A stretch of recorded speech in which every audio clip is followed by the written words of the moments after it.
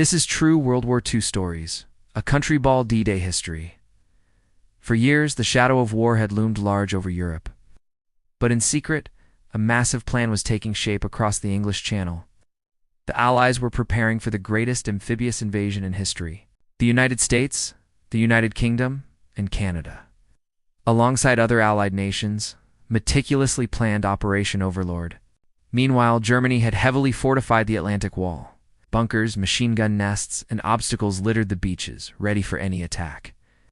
On the eve of June 6, 1944, thousands of soldiers boarded ships, their faces etched with a mix of fear and resolve.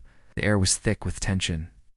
Hours before dawn, Allied paratroopers descended from the sky, behind enemy lines, to secure key bridges and roads.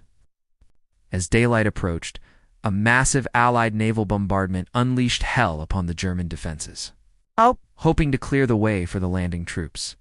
Thousands of landing craft, packed with soldiers, churned through the choppy waters towards the 5 designated beaches: Utah, Omaha, Gold, Juno, and Sword. Omaha Beach was a bloodbath.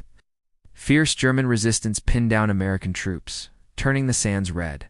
Despite heavy casualties, incredible bravery and leadership allowed American forces to eventually break through the German defenses on Omaha, further west. The landings on Utah Beach were surprisingly smoother, with fewer casualties, allowing troops to push inland more quickly. On Gold and Sword beaches, British forces faced tough opposition, but steadily gained ground.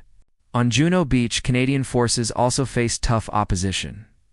As the beaches were secured, vital armored support, like Sherman tanks, began to roll ashore, providing much-needed firepower.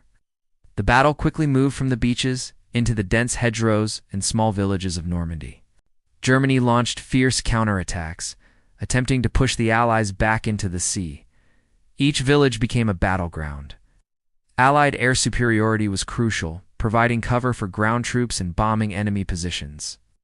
The paratroopers' efforts to secure bridges and strategic crossroads proved vital for the Allied advance.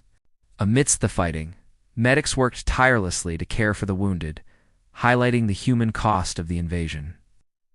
The dense hedgerows made fighting difficult, but after weeks of intense combat, the Allies finally achieved a breakthrough at Saint-Lô. With the breakthrough, Allied forces began to encircle German armies in what would become known as the Falaise Pocket. American, Canadian, and Polish forces linked up, closing the Falaise Pocket and trapping thousands of German soldiers. The Falaise Pocket was a devastating defeat for Germany, signifying the beginning of their full retreat from France. Soon after, the French resistance and Allied forces marched into Paris, liberating the city from German occupation. D-Day was just the beginning. The fighting for Europe would continue for many more months, but the tide had irrevocably turned. The victory came at an immense cost, with countless lives lost on all sides. This day in history remains a testament to international cooperation, courage, and sacrifice. Please subscribe for more true war stories.